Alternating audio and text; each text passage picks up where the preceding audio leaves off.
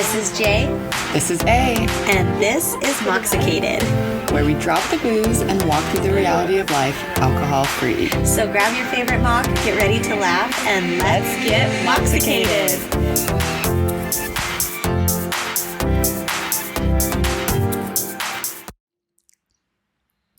Hello, and welcome back to your favorite, dare I say, podcast. I think so. It's my favorite. And you're just talking to me in here. No. Welcome back. Welcome back. Good. This past weekend, I cleaned out my garden beds and got them all cleaned because I saw some green life happening underneath the dead. And I was like, oh my gosh, I must remove the dead. And lo and behold, I forgot that I planted daffodils last year. And so they are like sprouting. Yeah, and almost even like ready to bloom. But I had to get all of the dead out. And so that was a task. It made me very itchy and sneezy. And so that bugged me. But and lots of bugs too. But I was really excited, and it did bring me some joy to know that the garden season is ahead. And I always want to plant too early. And we in New Mexico had a really weird warm February, and so it jump started my garden want even more. But I'm like, no. But now it's in the 70s and it comes out of nowhere, but it's still 30 in the morning. Yeah. And I have a whole new garden to start, so it's crazy. But in the plants at my new house, all of the rose bushes are just red, all the new growth. And I'm like, this is so cool, because I don't know exactly what's there and what isn't and what I get to add. But you're right. It's so exciting. It is. It just brings to my heart. It made me go out and buy flowers. Yes. And right now, indoor plants. Yeah. Oh, there's so many. Honestly, I'll probably have flowers every week, fresh flowers in my house every week until I can start gardening, because they are bringing me all of the joy, and it's fun and easy, and I just love it. It's so crazy how I don't know. I guess I'm such a stubborn person sometimes. No way. Just stuck in my ways a little. But I have never wanted to believe in seasonal depression. Maybe I've resisted against it because my birthday is in the middle of winter. So I'm people are not depressed. It's my birthday. But there has to be something to be said about the feeling you get. You do, once it starts getting warmer outside and the winter season is starting to fade, you literally can feel your different chemicals in your body reacting. Yes. It's so cool and crazy. And to notice it, guys. Notice the change. And yes, there's a lot going on, and we all still have very, very stressful lives, but just notice the difference in your body going outside, waking up. I think too, with the warmer weather, I'm more likely to walk, take the kids and the dogs. And we all know that movement does help us get out of our heads and different things. Yes. So it's the good spiral effect. Yes. With the season change. I think that too has to do with the seasonal depression, because when it's so cold, we're stuck inside our homes, we're just watching TV, which I love to do. That's not the bad part. Being in the blistering, windy, cold. The wind will be here though. We always have a very windy spring. And with short hair, the wind just is not my friend, okay? I always am when it's windy, I'm slicked back as not much me. as I can, I'm so it doesn't mine's move. Standing up, literally. It's waving. There's Al. I'll post a picture for you guys. And just in our lives, in our kids' lives, in our years, we have seasons in sobriety. Yes. Seasons to, what we go through, what we experience, what we think. And I guess knowing them is just another tool that you can have in your toolbox, because I think sometimes people think of sobriety as a destination, and you get there and then that's it. It's almost like society only has 2 seasons. And it's either you drink or you're sober. And those are the only seasons of life. But that just ain't true. No, and I think too, sobriety is not linear like at all. Yeah. Because I think too, with your body, all of the time we're always changing, but like sometimes you feel strong, clear, like you're maybe glowing, you're just like loving every second. And then all of a sudden you're not. And you're feeling tired and restless. And Yeah. you're like, wait, I was feeling so good. Why is this happening now? And once again, it's just like the seasons of sobriety happen. Yeah, like you have that seasonal depression when it starts to get colder outside. You have to go inside, all this stuff. Like that's gonna happen, the ebbs and flows of life. And as I always say, like even just with healing, like there's not just a one spot we're gonna reach. We're not gonna get done healing, get to sobriety and be like, okay, I'm here, life is perfect, everything is good.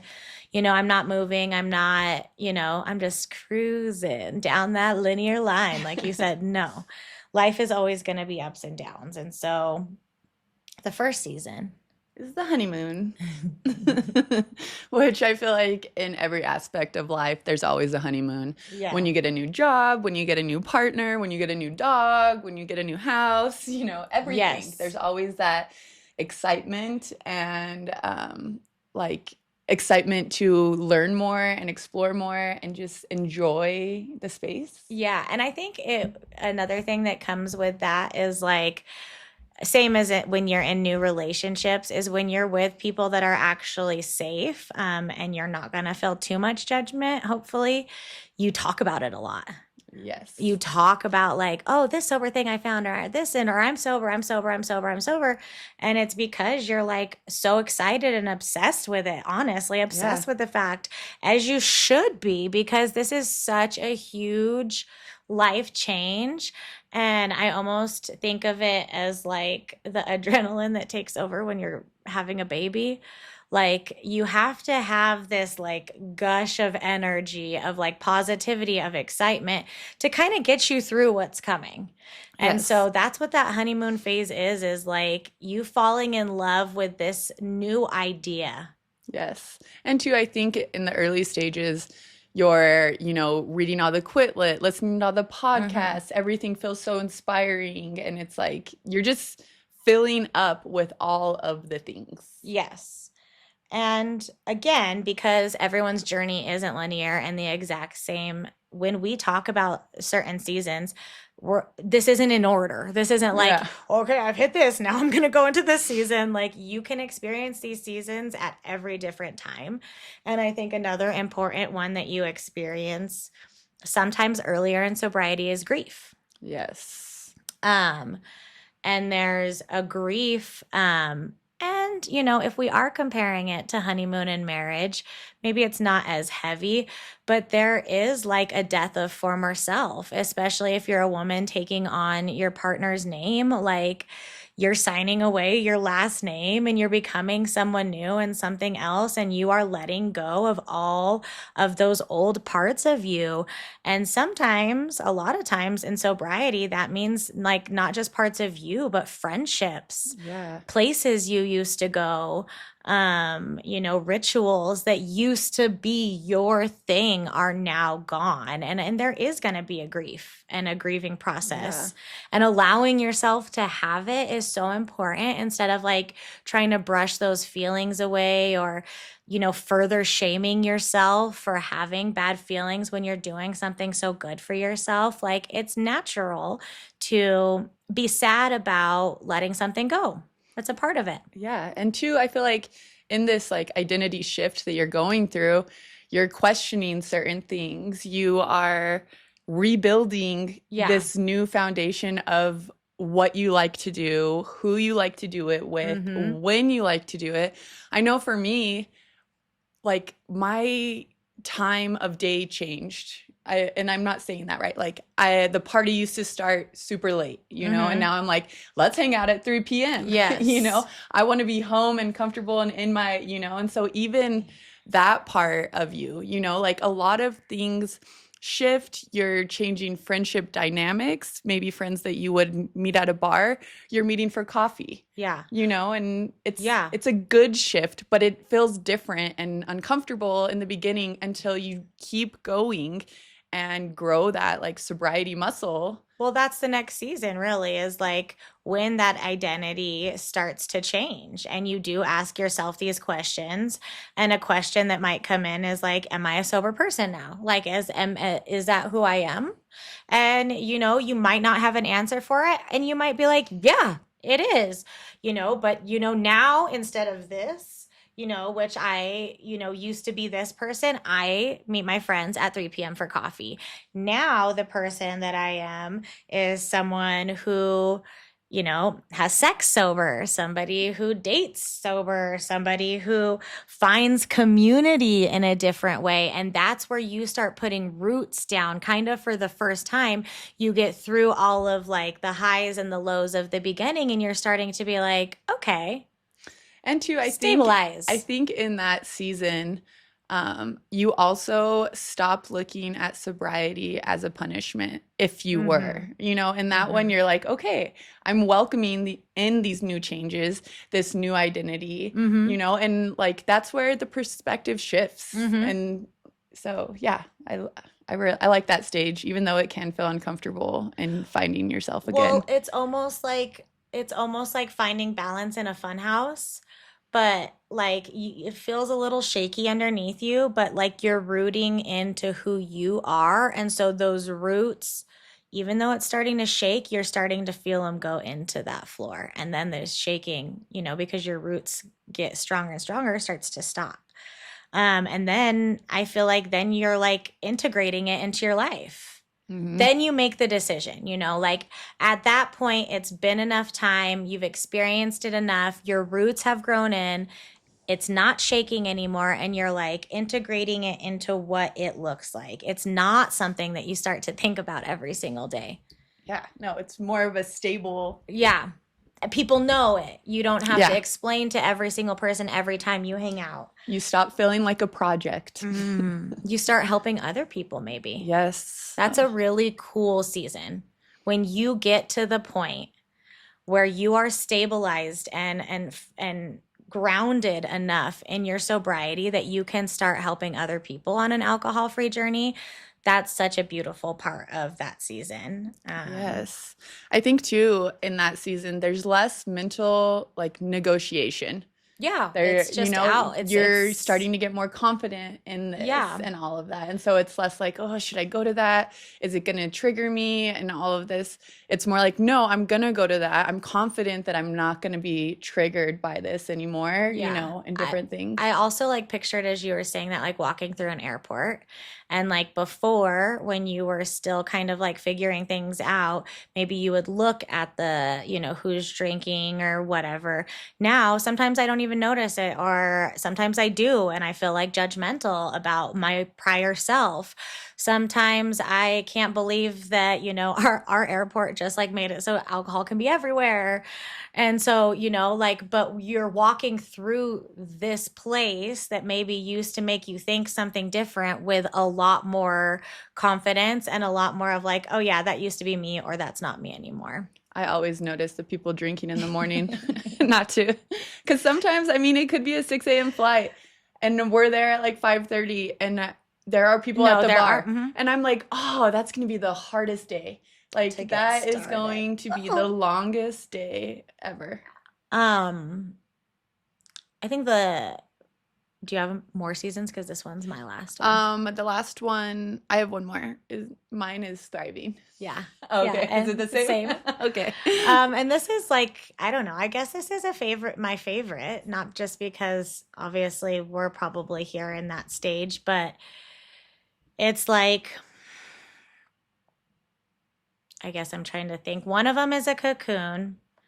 One of them is a butterfly, and then expansion is when your wings just get so big and like you are so much more than sobriety. Like your sobriety journey has now taken you into so many different areas or expanded you in different parts of your life that you may have not without your alcohol-free journey. Yes, no, and I think that that analogy is perfect because a butterfly is always the symbol of transition and Mm-hmm. like becoming more yourself Mm-hmm. and into who you are, almost like embodiment.